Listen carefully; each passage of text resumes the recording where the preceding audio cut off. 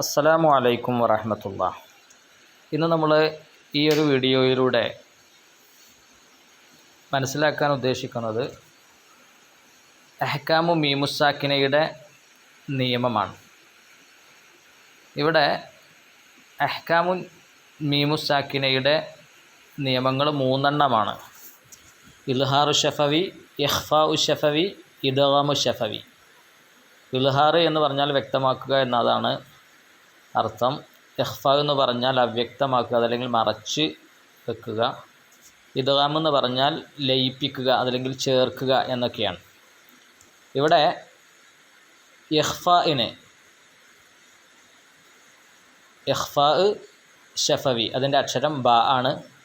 ഇദ്ഗാമു ഷഫവിയുടെ അക്ഷരം മീമാണ്.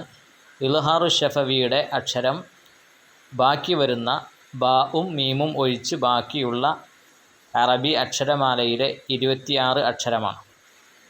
ഇവിടെ എന്തുകൊണ്ടാണ് ഷഫവി എന്ന് വന്നത്? മീമ് 2 ചുണ്ടിൽ നിന്നും പുറപ്പെടുന്ന അക്ഷരമാണ്. 2 ചുണ്ടിൻ്റെ നനഞ്ഞ ഭാഗത്ത് നിന്ന് പുറപ്പെടുന്ന അക്ഷരമായതുകൊണ്ടാണ് ഇതിന് ഈ ഒരു പേര് ലഭിച്ചിട്ടുള്ളത്. അപ്പോൾ നമുക്ക് മനസ്സിലാക്കാം എന്താണ് ഇതുകൊണ്ട് ഉദ്ദേശിക്കുന്നത്. അഹ്കാമു മീമുസാക്കിന എന്ന് പറഞ്ഞാൽ സുക്കൂനുള്ള മീമിന് ശേഷം ഏത് അക്ഷരമാണോ വരുന്നത് ആ അക്ഷരത്തിനനുസരിച്ച് നിയമം മാറും. ഇപ്പോൾ ബ ആണ് വരുന്നത് എങ്കിൽ, സുക്കൂനുള്ള മീമിന് ശേഷം ബ ആണ് വരുന്നത് എങ്കിൽ, ആ സുക്കൂനുള്ള മീമിനെ അവ്യക്തമാക്കി അഥവാ മറച്ച് ഉച്ചരിക്കണം. അതിന് ഉദാഹരണം നമ്മൾ പറയുമ്പോൾ മനസ്സിലാവും.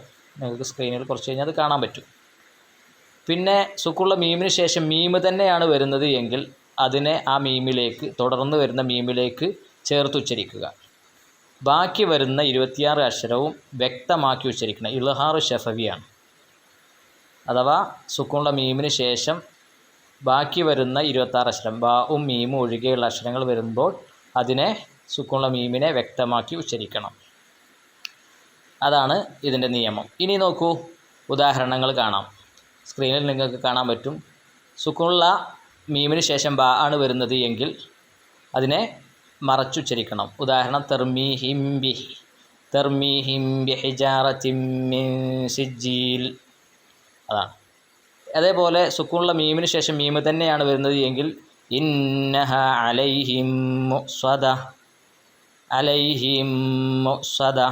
അതായത് ആ മീമിനെ മറ്റേ മീമിലേക്ക് ചേർത്ത് നമ്മൾ പാരായണം ചെയ്യും. ഇനി മീമിന് ശേഷം ഹംസയാണ് ഇവിടെ ഉദാഹരണം കൊടുത്തിട്ടുള്ളത്. വഖലഖ്നാകും അസ്വാജ, വഖലഖ്നാകും വ്യക്തമാക്കിയിട്ട് ഉച്ചരിക്കണം. ഇതാണ് മീമുസാക്കിനയുടെ നിയമം.